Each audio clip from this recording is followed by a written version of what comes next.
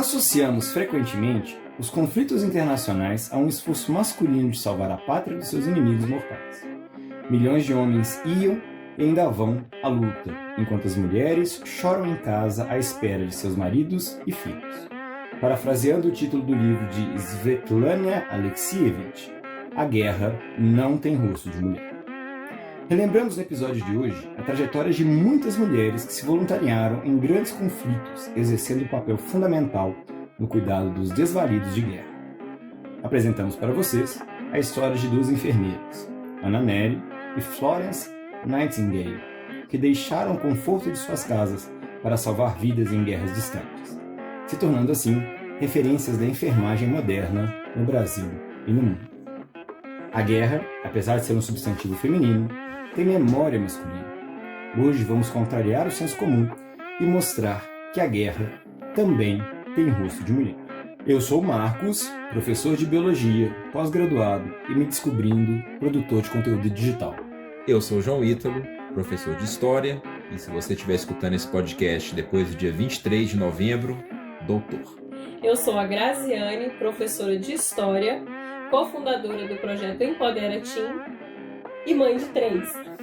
Eu sou o Thiago, professor de História. Também uma série de outras coisas que a gente faz para poder investir na carreira acadêmica nesse país, né? Fui garçom, atendente de telemarketing, sou músico nas horas vagas e agora produtor de conteúdo digital. Quiçá comunicólogo daqui uns dias, né? E esse é o Corte e Costura, o podcast que cuida das fraturas e faz as suturas dos cortes da história. Ela é a mulher de quem? Mulher de quem? Mulher de quem? Ela é mulher de quem? Na presença de Deus e dessa Assembleia. Na presença de Deus e dessa Assembleia. Juro. Dedicar minha vida profissional. A serviço da humanidade. Respeitando a dignidade. E os direitos da pessoa humana. Florence Nightingale nasceu em 1820 na cidade de Florença, de onde veio seu primeiro nome, de uma família inglesa de posses. Recusou propostas de casamento, alegando que a sua natureza ativa não se realizaria nesse tipo de vida. Em 1844, anunciou para a família a decisão de trabalhar com enfermagem, o que não foi bem aceito pelos pais. Já em 1854, partiu com um grupo de 38 enfermeiras treinadas por ela para prestar serviços na Guerra da Crimeia. Os resultados positivos do seu trabalho fizeram dela uma pessoa famosa na Inglaterra. Florence escreveu 2 livros, A Administração Hospitalar do Exército e Comentários sobre Questões Relativas à Saúde. Florence viu nascer, em 1860, a Escola de Enfermagem do Hospital St. Thomas, em Londres. Com um trabalho reconhecido, em 1883 recebeu da Rainha Vitória a Cruz Vermelha Real e em 1901 se tornou a primeira mulher a receber a Ordem do Mérito. Morreu com 90 anos, deixando um legado que dura até hoje.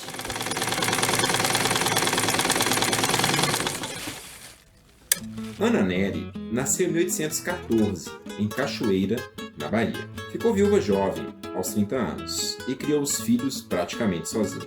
Em 1864, a sua vida foi abalada pelo início da Guerra do Paraguai, onde seus filhos e 2 irmãos seguiram para o conflito. Aprendeu o básico da enfermagem com as Irmãs de Caridade de São Vicente de Paula.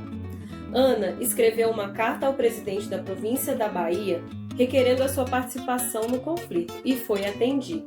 Serviu em hospitais no Rio Grande do Sul, na Argentina e no Paraguai. Inclusive, teve a infelicidade de perder um dos seus filhos, que morreu durante a guerra. Mesmo diante de toda essa tragédia, o seu esforço foi reconhecido e homenageado pelo governo imperial, que concedeu a Medalha Geral de Campanha e a Medalha Humanitária de Primeira Classe à nossa segunda enfermeira.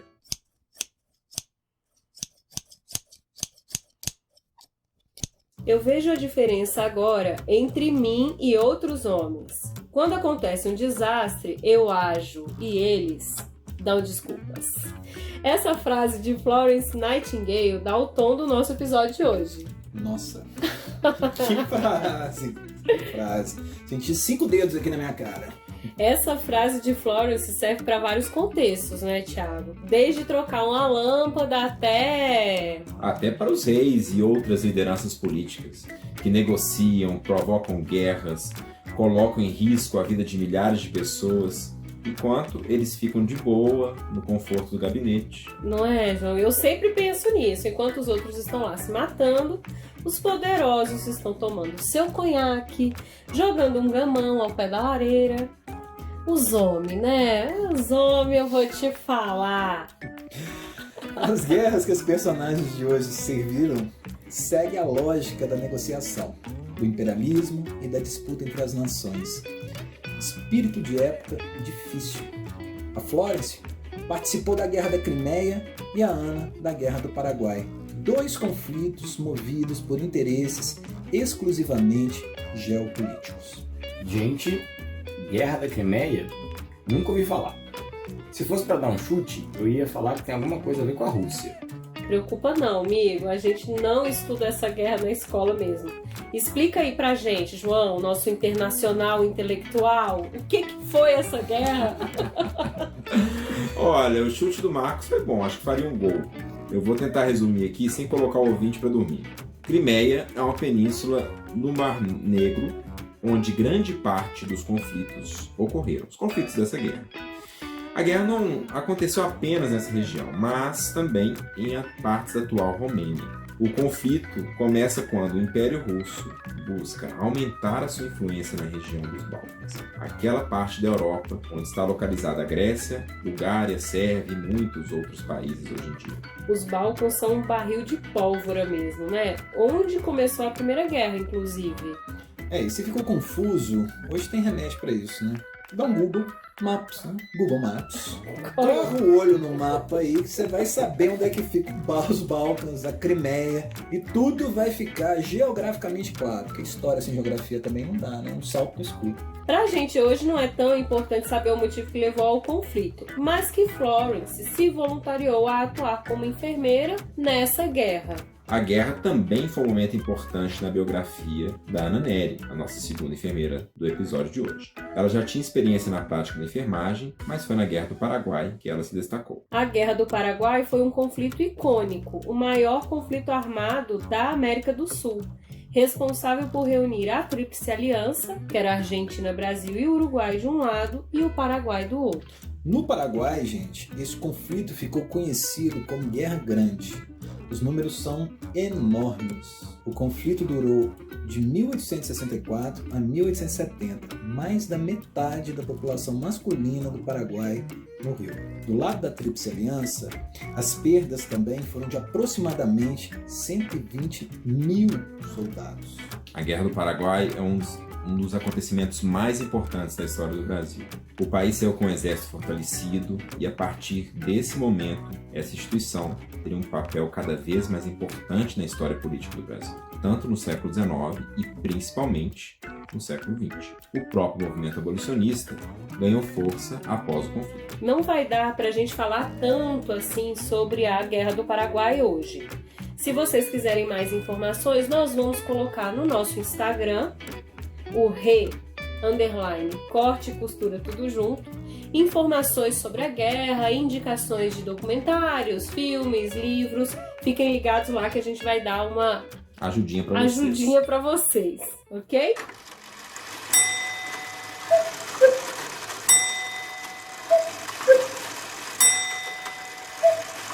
E agora vamos começar aquela parte gostosa que a gente fala sobre a mulher em seu tempo. Onde essas mulheres, onde a gente analisa e pensa como essas mulheres se construíram e se colocaram dentro do século XIX.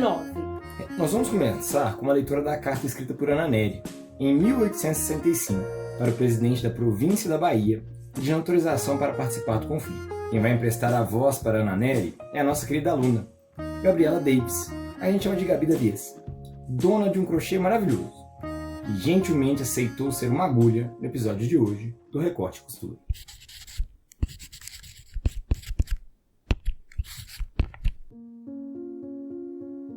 Ilustríssimo e excelentíssimo Senhor, tendo já marchado para o exército 2 dos meus filhos, além de um irmão e outros parentes, e havendo-se oferecido o que me restava nesta cidade, aluno do 6º ano de medicina, para também seguir a sorte de seus irmãos e parentes na defesa do país, oferecendo seus serviços médicos. Como brasileira, não podendo ser indiferente aos sofrimentos dos meus compatriotas, e como mãe, não podendo resistir à separação dos objetos que me são caros, e por uma tão longa distância desejava acompanhá-los por toda a parte, mesmo no teatro da guerra, se me fosse permitido.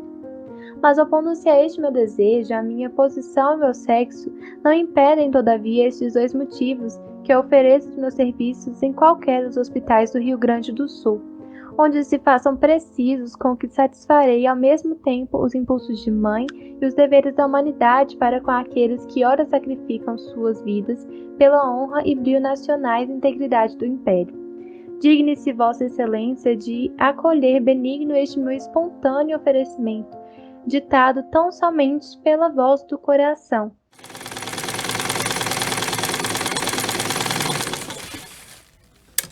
Bom, pegando a deixa, né, da carta que Gabi acabou de ler, pensando na Ana Nery como mãe, né, como é que ela se coloca, ela fica viúva muito cedo, o marido dela era almirante, se eu não me engano, ele era da Marinha. Da Marinha, sim. Então ele vivia viajando muito, ela já criava os filhos muito sozinha, depois o marido vai falecer, ela fica viúva jovem, né? E ela tem essa coisa com os filhos.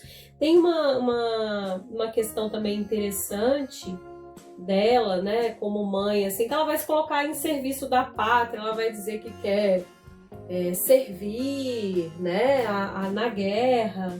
Mas em alguma escala, né, Grazi, é engraçado, assim, né? Ela vai servir a pátria para cumprir o papel de mãe. Ela quer estar perto, ela deixa isso claro. Isso, né? Ela tá lá disposta a servir para a pátria. Mas talvez não seja só isso, Marquinhos. Porque vê bem, o século XIX é o século do nascimento do discurso do nacionalismo. Sim. Então, a gente está falando do espírito de uma época.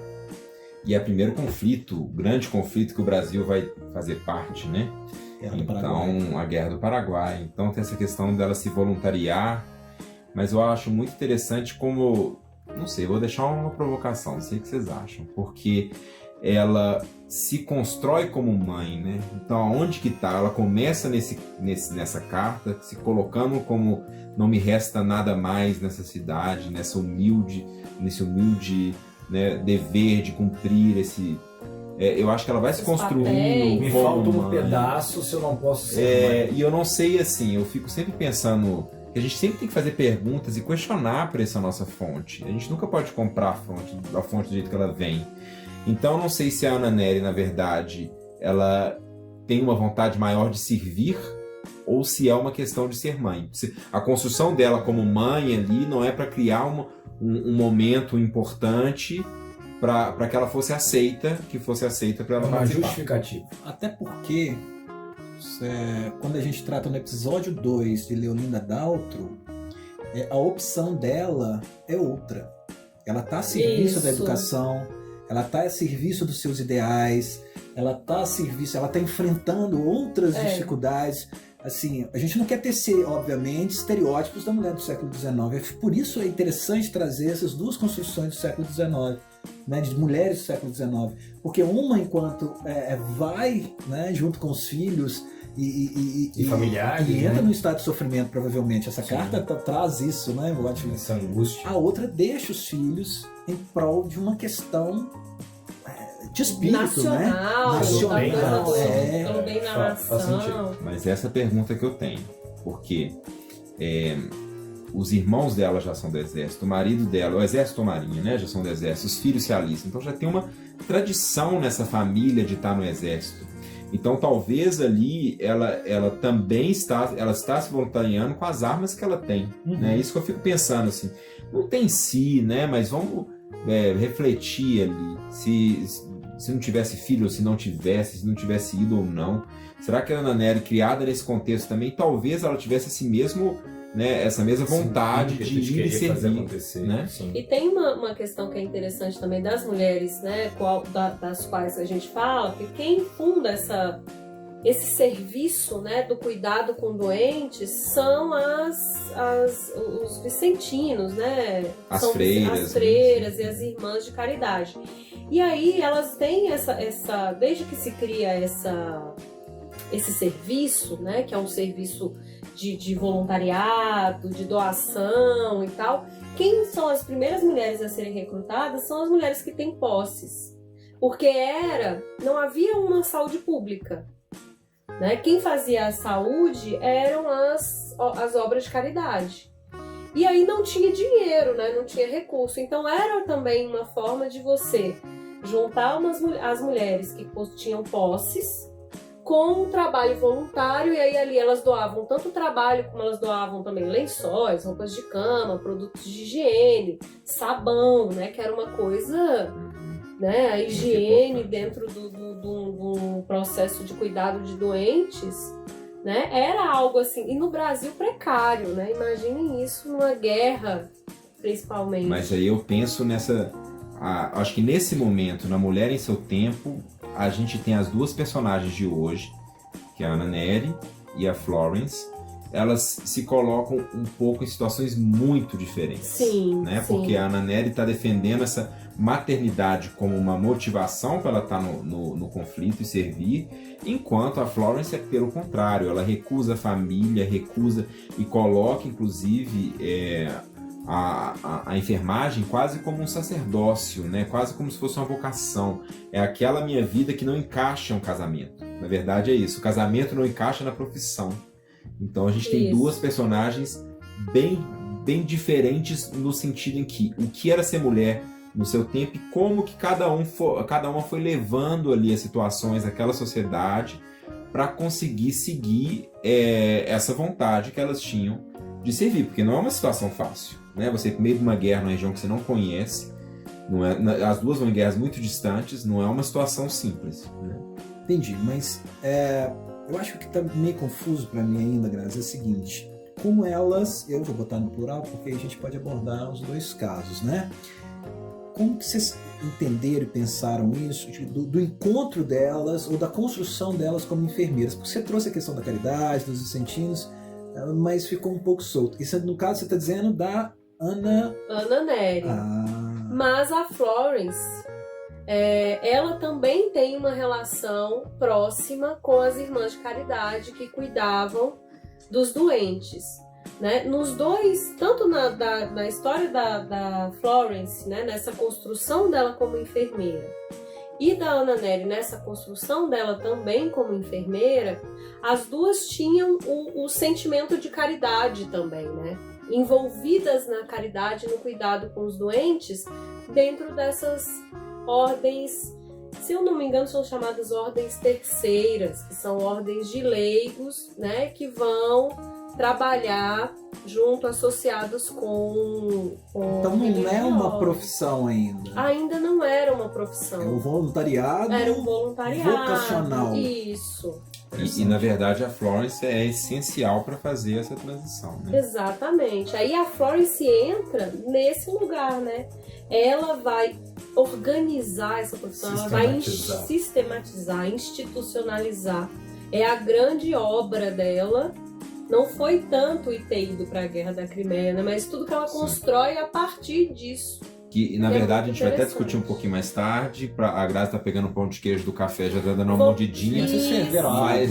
Mas um ponto que eu tô fazendo café. Mas um ponto que é importante pensar, eu acho que pra gente talvez ir caminhando para fechar essa reflexão sobre quem são essas mulheres no século XIX, é pensar nisso. Como que a Florence, uma mulher de uma boa condição social, teve que ultrapassar várias barreiras, e aí a gente confunde um pouco com essa formalização da profissão, porque é ela que está trazendo, ela que consegue, com tanto prestígio que ela vai trazer, colocar isso como uma profissão séria no momento, né? Eu acho que é isso, e esse é o desafio que ela enfrenta, porque o momento que ela decide ser enfermeira não é uma profissão digna, naquela época, não é vista como digna para uma mulher que bem nascida como era a Florence, né? Então acho que esse é um momento importante. É engraçado como quebrar barreiras sociais, muitas vezes, os obstáculos são gigantescos, né? Porque a questão do status quo é muito importante. E tem uma... Sistematizar esse pensamento, nós estamos falando do século XIX, um fortalecimento do discurso científico, o positivismo está bombando, querendo ou não. E tem uma questão que a Florence ela vai ser muito ferrenha, assim, que ela vai defender, que é justamente o cuidado com os soldados no pós-guerra. Tipo, acabou a guerra, mas eles ainda ficaram com alguma sequela, eles precisavam ser cuidados. E aí ela vai enfrentar uma série de obstáculos no governo em relação a isso, porque se entendia que o soldado ele só precisava de cuidado médico na guerra. Acabou a guerra, acabou. Não tem mais que ter cuidado, né? E ela não, ela vai ter toda uma luta dizendo que a questão da saúde, ela é, né, tem que ser contínua, não pode acabar ali. E provavelmente como uma política de Estado, né? Exatamente. Uma política pública. Mas esse é uma discussão pro cafezinho aí, coloca água para ferver, o café. pega o pão de queijo. Pode deixar, tô indo lá. O queijinho Minas, gente, hoje tem queijinho Minas, vamos lá. Que maravilha.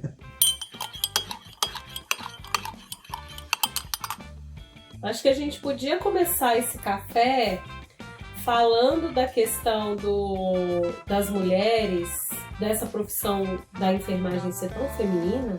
Eu gostaria de começar pensando que é 200 anos de Florence. Então tá, gente fala dos não sei se vocês perceberam no começo, quando a gente leu a biografia dela, mas esse ano ela completa 200 anos, é o bicentenário dela. Inclusive o dia do nascimento dela, 2 de maio, é o dia da enfermagem, né? Da enfermeira, não só da mulher, mas do homem também. 200 anos de Florence. E o seu legado tá aí, né? Ela deixou um legado. Justamente, esse legado passa pela ideia de um método, de um modus operandi. Isso. Por que a gente fala de Florence, além da figura histórica, né? Por que a gente, 200 anos, se lembra? Por que o dia do aniversário dela é o dia da enfermagem, é o dia da enfermeira? Porque ela que cria método para a profissão. E aí é uma dicotomia, Florence, porque ela assume o papel dela como cuidadora, como se fosse um processo de vocação, mas ao mesmo tempo é responsável por criar uma metodologia do cuidado. Isso é um paradoxo. Aos olhos de hoje, do século XXI, isso é um paradoxo. Isso é um paradoxo. Fantástico, gente. Vocês estão olhando para mim aqui. Eu acho lindo, ainda mais ele falou de poético, né? A metodologia do cuidado. Você viu? E uma mistura de vocação com profissão, né? Porque acho que a grande ideia desse desencantamento do mundo, que é próprio do capitalismo, as pessoas vêm em força de trabalho, e aí tem a própria fadiga, né, da compaixão, que afeta hoje profissionais de saúde, querendo ou não, ao longo das suas profissões. E você tem uma pessoa que é dura justamente em exigir do outro vocação, não é isso, João? Sim. Na exigência da vocação. Isso coloca a coisa dentro de uma transcendência, dentro do processo espiritual que talvez o tempo de hoje não permita. Né? Talvez o tempo hoje não... Ou não reconheça. Porque não tem valor a vocação. Não tem valor. Não tem valor o cuidado que você, que é enfermeira, por exemplo, consegue entregar a um paciente. No entanto, os pacientes, pelo menos, né, que se reconhecem extremamente bem cuidados, eu acredito, possivelmente a maioria deles, né? Porque se ser cuidado é maravilhoso, eles só têm, geralmente, um muito obrigado, né? Muito obrigado, muito obrigado, porque não tem valor o tamanho desse cuidado. E o que a gente vai pensar, e o que é uma pauta para se discutir, mas depois a gente vai discutir, né? Não pode mais Estamos no momento, é a valorização da profissão.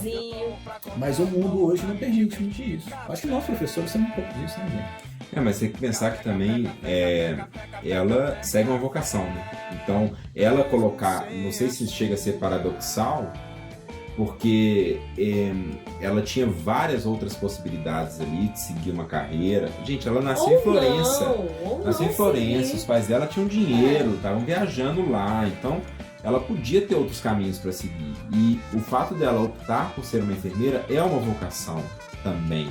Então acho que, não sei se chega a ser um paradoxo, mas ela está caminhando nessa linha entre transformar essa vocação e valorizar e transformar uma profissão a enfermagem uma profissão que várias mulheres pudessem seguir. E tanto, igual você falou dos métodos, né? Vou colocar só um número aqui pra gente. Os métodos que ela coloca, as melhorias na higiene, nas condições sanitárias, elas fazem cair a taxa de mortalidade de 42% para 2% dentro dos hospitais. Inclusive, uma frase famosa dela é mais ou menos assim, né? A primeira coisa para você fazer num hospital é você não piorar a situação do doente. Eu acho que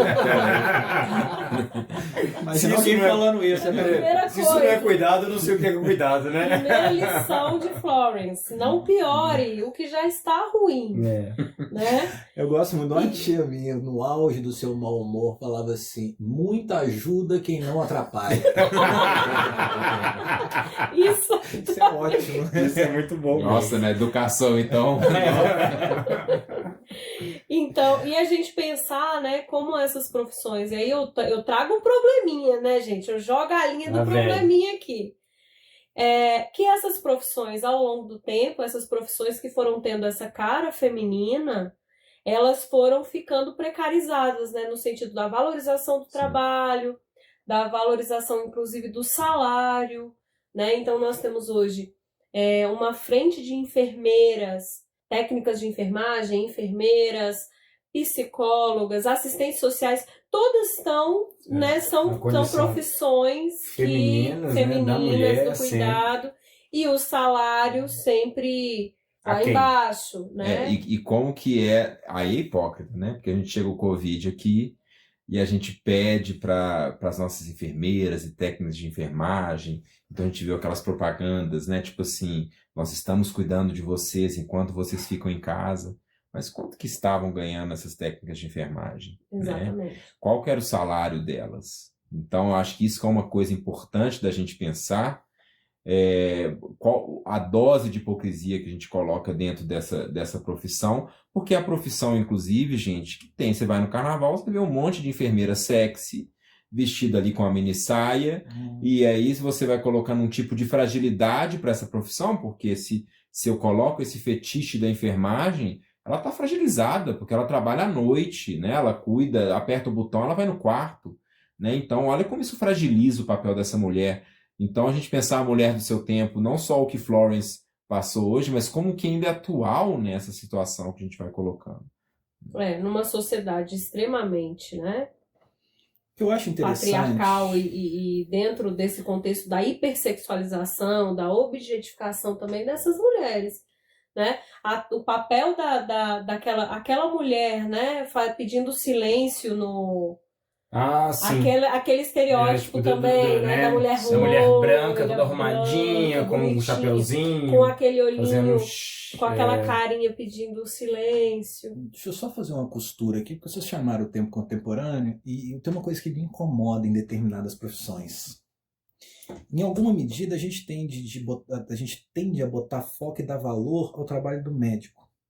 Sim. Como se eles não fossem uma parte do trabalho, do processo, do tratamento e da saúde como um todo. A gente tende a dar imagem para o protagonista que vai para a cena, ou para o cantor que dá a sua voz, e não esquece que tem um corpo técnico de produção cultural, ou no caso da saúde, né? Você tem toda uma estrutura do hospital para funcionar, para a gente aprender a imaginar o trabalho sempre como coletivo, e que independente, eu acho, da profissão, dentro do complexo serviço, que é dentro da complexidade do trabalho voltado para a saúde, todas as partes, cara, desse trabalho são extremamente importantes, que dirá daquela enfermagem, né?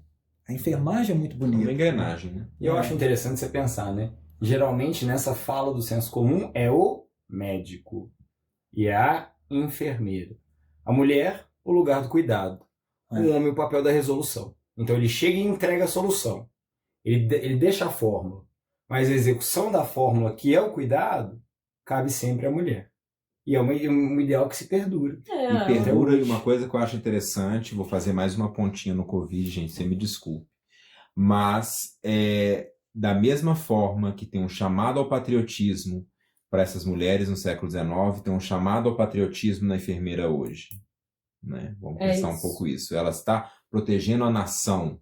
E é isso que a Ana Nery incorpora muito bem na carta lida por Davis. Vou mandar um beijo para Davis. Somos seus fãs. Somos seus David. fãs. Senhorita Davies. Mas, e também na própria Florence, e hoje em dia com esse patriotismo, e que vem com essa questão desse limiar entre paixão, né, e vocação, né? Então é um ponto interessante para a gente trazer, né? É muito forte isso, porque no chamado para o tratamento de uma doença absolutamente desconhecida, infecciosa, letal, como é o Covid-19, você colocar a enfermeira na linha de frente e bater na porta dela e dizer assim, tu tá na linha de frente, e ela tem que bater no ombro do marido, do filho, explicar a situação e dizer, estou indo para o fronte. Estou indo para o fronte porque sem o meu trabalho a coisa não vai funcionar. E olha a dimensão de um trabalho desse, pode ser entendido como periférico. É a tal guerra, né, Tiago? É a guerra que tem o nome de mulher, né? A guerra contra um vírus, é a guerra... Não é só uma guerra de um conflito geopolítico, mas é uma guerra dessas proporções, né? Uma guerra atual que a gente vive hoje, que ela tem o rosto de mulher. Porque quando a gente vai olhar as estatísticas, todas a linha de frente de técnicas de enfermagem, enfermeiras e assistente social, a maior parte delas é mulher, né? E uma coisa que me chama, que eu sempre penso assim, é no cuidado da saúde mental também dessas mulheres, né? Elas, muitas vezes, como elas ganham pouco, elas ficam repetitivamente fazendo plantões e plantões e plantões. E eu lembro uma vez no Empodera, que uma menina, uma aluna que estava fazendo parte, a mãe dela era enfermeira-chefe da UTI. Então, ela ficava sendo cuidada pelo pai, enquanto a mãe, né, imagina que é para uma mulher ser enfermeira-chefe de uma UTI num grande hospital público, como isso, né, acumulava essa mulher de trabalho. E uma vez essa menina falou assim, a minha mãe finalmente conseguiu tirar férias e eu estou muito triste porque ela não me conhece. Aí eu falei para ela, olha, bata palmas para sua mãe, porque é uma profissão muito difícil e para ela chegar a ser enfermeira-chefe, isso é uma conquista assim, né? Dentro da enfermagem é o topo, né, da profissão. E como ela estava chateada porque a gente constrói também esse papel da mulher, que é a mulher que conhece os filhos, enquanto o pai está fora, né? E no caso das enfermeiras, elas estão muito mais fora de casa do que dentro, justamente por causa disso, né? Uma vida do cuidado, e elas são chamadas, e é uma vocação? Porque eu, por exemplo, tenho vocação nenhuma para saúde. Eu vejo um dodói e eu faço o quê? Eu quero morrer. Eu vejo um sangue em alguém, eu não sei o que eu faço, desmaio, eu não sei, né? Então, pensar nisso, né? Como a gente também constrói, idealiza. Então, eu falava muito com essa aluna, não fica triste, porque mulheres também podem viver as suas profissões. Não significa que ela te abandonou, e ao mesmo tempo encarar os dramas familiares, né? Sim, e aí é isso, que né? É porque todas as profissões, você não se desliga dos seus problemas pessoais quando você vai ter uma... E eu queria trazer aqui um ponto, a gente já está se encaminhando assim pro final, e pensar no reconhecimento que elas conseguiram atingir, né? Eu acho que esse é um ponto muito importante para a gente refletir. Porque a Florence realmente ela vai ser considerada uma das pessoas mais influentes da sociedade inglesa do período. Vai ganhar uma quantidade enorme, vai fundar a universidade, né? Então ela ganha muitas medalhas, como a gente já mencionou. E Ana Nery também, né? Ana Nery, por exemplo, a Faculdade de Enfermagem da Universidade do Brasil, ela vai ganhar o nome de Ana Nery, uma proposta, inclusive, de um cientista importante, do Carlos Chagas. Marcos está até aqui. Carlos Chagas. Carlos Chagas é importante para a gente na biologia. Carlos Chagas. Discípulo de Oswaldo Cruz. Exato.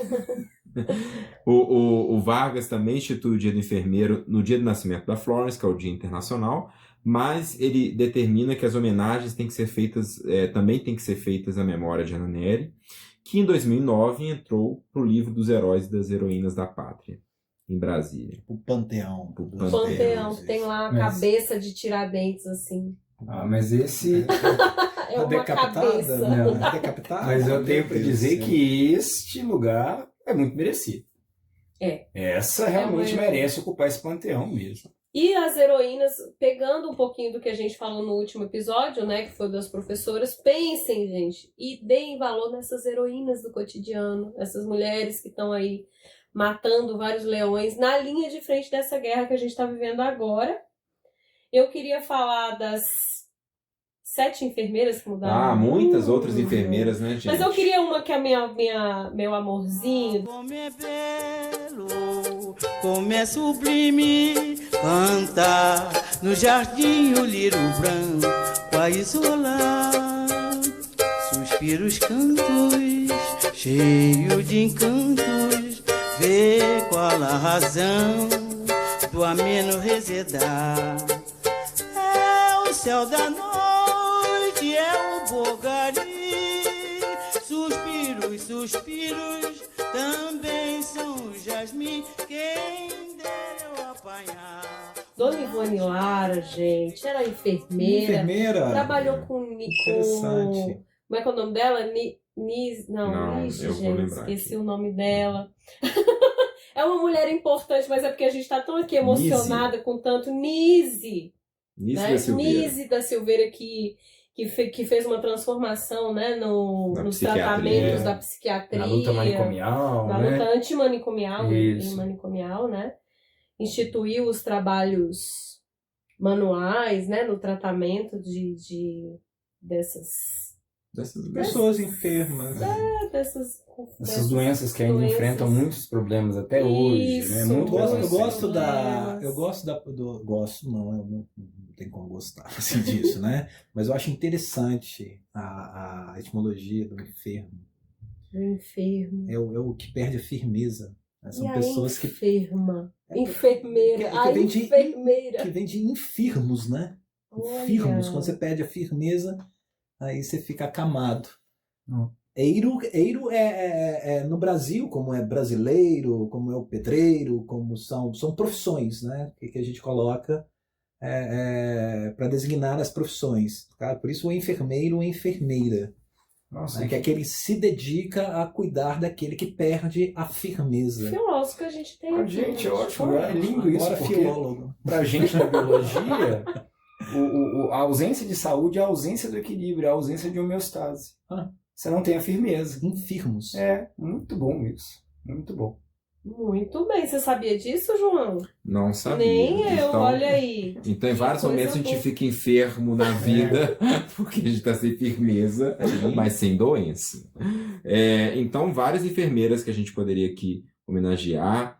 A gente vai colocar no nosso Instagram outras enfermeiras importantes, inclusive a queridinha de Grazi, Dona Ivone Lara.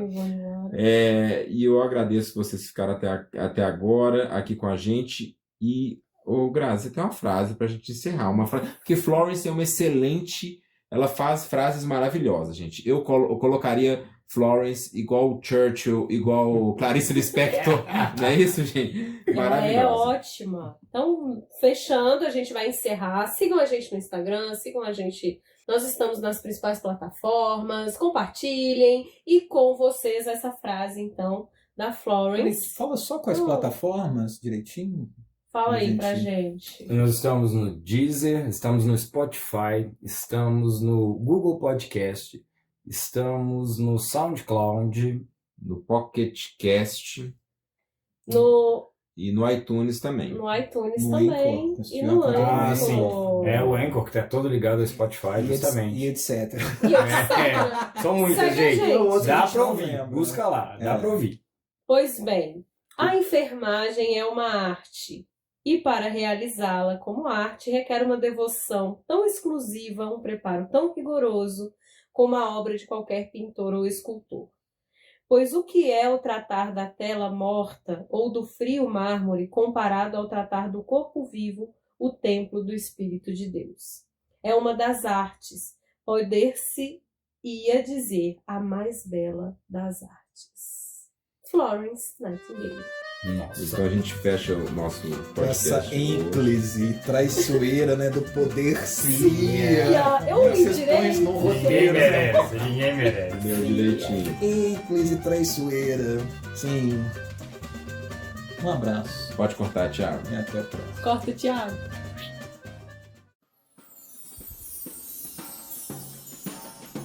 Este episódio foi apresentado por Graziana Andrade, João Ítalo Oliveira, Marcos Messias e Thiago Peixoto. Participação especial, Gabriela Davis. Pesquisa e roteiro, Graziana Andrade e João Ítalo Oliveira. Edição e sonorização, Thiago Peixoto. Arte, Fernanda Rodrigues. Voz na vinheta, Dom Elber. E o nosso perfil no Instagram é @corte e costura, tudo junto.